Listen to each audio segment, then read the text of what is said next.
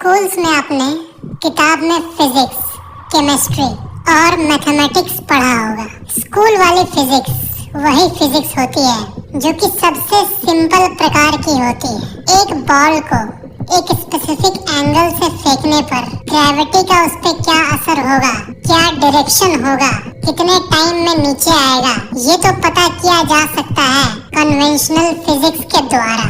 इसे conventional physics कहते हैं। वही जानी मानी फिजिक्स जो कि स्कूल, कॉलेजेस और यूनिवर्सिटीज में पढ़ाई जाती है। चांद का पोजीशन हर समय अलग अलग होने के बावजूद भी एक रॉकेट को कितने स्पीड पे भेजना है और वो रॉकेट को इस तरह टाइम किया जाता है कि वो चांद पे ही एग्जैक्ट उसी जगह पर लैंड करता है जहाँ पर मिशन बना होता है। बहुत कुछ को, इनफैक्ट वेदर को भी प्रेडिक्ट किया जा सकता है कन्वेंशनल फिजिक्स के द्वारा। लेकिन दिक्कत तब आती है जब हम थोड़े देर शांत बैठकर ये सोचते हैं कि ज़ूम्ड लेवल पर, एकदम एटम के लेवल पे मैटर किस तरह बिहेव करता है। अगर एटम से ये दुनिया बनी है तो दुनिया की फिजिक्स सूक्ष्म लेवल पे भी काम करनी चाहिए, लेकिन ऐसा नहीं होता। क्वांटम फिजिक्स या क्वांटम मैकेनिक्स दोनों एक ही चीज है। उसका मतलब सिंपली ये होता है, दुनिया में हर चीज को हम जब छोटे स्तर पर देखते हैं तो वो हमारे लिए सेंस नहीं बनाती। इस दुनिया में हर चीज अगर बेसिकली देखें तो एटम से बनी होती है। परमाणु, आप, मैं, आपका घर, आपका स्कूल बस, आपका टेबल, आपका मोबाइल, सब कुछ एसेंशियली एटम्स ही है जो कि एक स्पेसिफिक वाइब्रेशन पे डांस कर रहा है। वो एटम टेबल के फॉर्म में आपको दिख रहा है। जिन 3 पार्टिकल से एटम बना होता है, इलेक्ट्रॉन, प्रोटॉन और न्यूट्रॉन, ये तो सॉलिड होते हैं, फिजिकल होते हैं। बट दिक्कत ये है जो मैंने अभी लाइन कहा, फिजिकल होते हैं। यही असल में नहीं होता है। साइंटिस्ट्स जब एक्चुअल में स्टडी करते हैं इन पार्टिकल्स की, तब उन्हें ये वेव की तरह दिखता है। मैटर को बेसिक लेवल पे देखने पे हर चीज लिक्विड की तरह दिखता है। इसे ही वेव फंक्शन कहते हैं और इसी को पार्टिकल वेव डुअलिटी भी कहते हैं। मतलब आपका टेबल एक्चुअल में एक वेव है और क्वांटम फिजिक्स की माने तो वो जब चाहे तब कुछ भी बन सकता है। एक ही समय पर 2 जगह भी हो सकता है।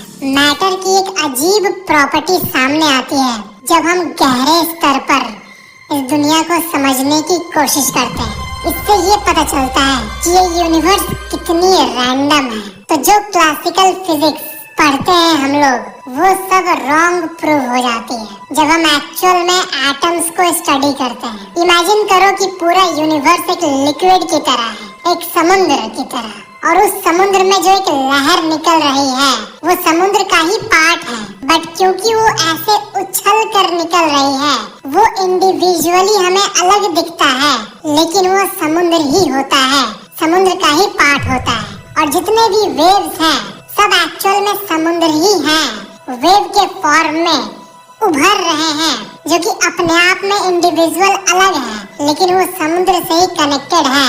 और डीप तरह से आप देखो तो आपको ये पता चलेगा कि वो समुद्र ही है जो कि वेव के फॉर्म में नजर आ रहा है, जो अपने आप में एक अलग एंटिटी बना रहा है, इंडिविजुअल एंटिटी, लेकिन वो बेसिकली समुद्र ही है। वैसे ये यूनिवर्स एक समुद्र की तरह है और आप, हम, गली में मौजूद एक कुत्ता, जंगल में मौजूद एक शेर, आपका जूता, आपका मोबाइल, आपके मामा, आपकी चाची, कोई बड़ा पॉलिटिशियन, एक कैदी जो जेल में है, एक अमीर इंसान जो कि शानदार कोठी में रह रहा है, एक गरीब इंसान जो कि सड़क पे भीख मांग रहा है। बेसिकली ये सब इस यूनिवर्स नामक समुद्र से ही निकले हैं, जो कि दिख रहे हैं अलग अलग, लेकिन इनका सोर्स एक ही है। इसलिए ये कहा जाता है कि हम सब एक हैं एक्चुअल में, और हम सब जुड़े हुए हैं। अब जो भी इंसान के बारे में सोचते हो वो आपसे एक्चुअली में बेसिक लेवल पर कनेक्टेड है, और आपके थॉट्स उस पर्सन को अफेक्ट करते हैं। जिस तरह वो लहर समुद्र से जुड़ा हुआ है और एक्चुअल में समुद्र ही लहर के फॉर्म में अपने आप को लाता है, उसी तरह ये यूनिवर्स अपने आप को इतना डाइवर्सिफाई किया हुआ है, लेकिन असल में ऑल इज वन। और यहीं पे बात आती है स्पिरिचुअलिटी और क्वांटम मैकेनिक्स की कोरिलेशन की। स्पिरिचुअलिटी मतलब आत्मा और बाकी चीजों की स्टडी, जिसको कि सूडो साइंस कहा जाता है। मतलब आत्मा होता है, इसका कोई मैथमेटिकल प्रूफ नहीं है, लेकिन जब कन्वेंशनल फिजिक्स के घमंड से आगे जाके क्वांटम मैकेनिक्स को वैज्ञानिक पढ़ते हैं, तब उन्हें ये पता चलता है कि आत्मा, परमात्मा, भूत, प्रेत, जितनी चीजों की बात की जाती है इस दुनिया में, सब असल है, रियल है। जिस वेव, जिस समुद्र की बात की गई है क्वांटम मैकेनिक्स में, उसे ही स्पिरिचुअलिटी में GOD, गॉड कहते हैं। All is one, there is nothing except that one. That one is also called God, Allah, भगवान, वाहेगुरु, जीसस, या फिर कोई भी नाम ले लो। इसलिए ये कहा जाता है कि भगवान हर जगह मौजूद है और आप और हम भगवान के ही पार्ट हैं। जिस तरह लहर समुद्र से ही उभर कर अपने आप को एक रूप देती है, लेकिन वो एसेंशियली समुद्री होती है लहर के फॉर्म में, वैसे हमारी ये दुनिया है।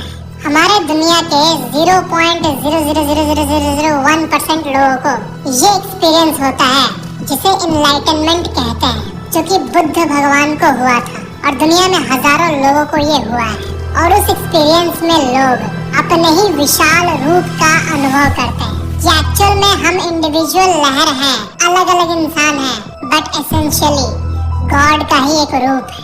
बस अपने एंटरटेनमेंट के लिए गॉड अलग अलग वैरायटी बनकर जी रहे हैं। क्रेजी। क्वांटम मैकेनिक्स में एक डबल स्लिट एक्सपेरिमेंट नामक एक एक्सपेरिमेंट है, जिसमें ये पता चलता है वैज्ञानिकों को कि इलेक्ट्रॉन वेव भी है और पार्टिकल भी है। सिंप्लीफाई करके बोलो तो चेयर भी है, और जैसे कि मैंने कहा, वो चेयर के साथ साथ हर कुछ है, वो जो चाहे वो बन सकता है। और सबसे मेन बात ये पता चलती है इस एक्सपेरिमेंट से कि वो इलेक्ट्रॉन तभी बनता है जब उसका कोई ऑब्जर्वर होता है, जब हम उसे देख रहे होते हैं। तो इससे ये थ्योरी निकलती है कि जब आप किसी चीज को देख रहे होते हो तभी वो होती है।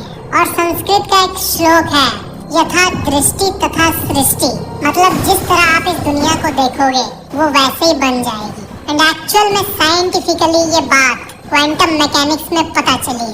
जब आप देखते हो किसी चीज को, तब वो सॉलिड रूप में रहती है। इससे हमारी माइंड की शक्तियों के बारे में पता चलता है कि हमारी थॉट्स की ताकत कितनी है। डबल स्लिट एक्सपेरिमेंट साफ साफ ये बताती है कि इस दुनिया में एक्चुअल में कुछ भी एग्जिस्ट नहीं करता, बल्कि जब आप इसको ऑब्जर्व करते हो, तब आपके थॉट्स के हिसाब से ये दुनिया अपने आप को मोल्ड कर लेती है। Quantum eraser. इस एक्सपेरिमेंट में ये पता चला कि फ्यूचर से एक इलेक्ट्रॉन दूसरे इलेक्ट्रॉन को कांटेक्ट कर सकता है। एंड इसका मतलब ये कि भविष्य पास्ट को अफेक्ट करता है, फ्यूचर पास्ट को चेंज कर सकता है। आप क्या करने वाले हो, इसका थॉट अगर आपके मन में अभी है तो इसका असर पास्ट में भी होता है। बैक इन टाइम जाके इलेक्ट्रॉन वेव या पार्टिकल फंक्शन के रूप में एक्ट करते हैं।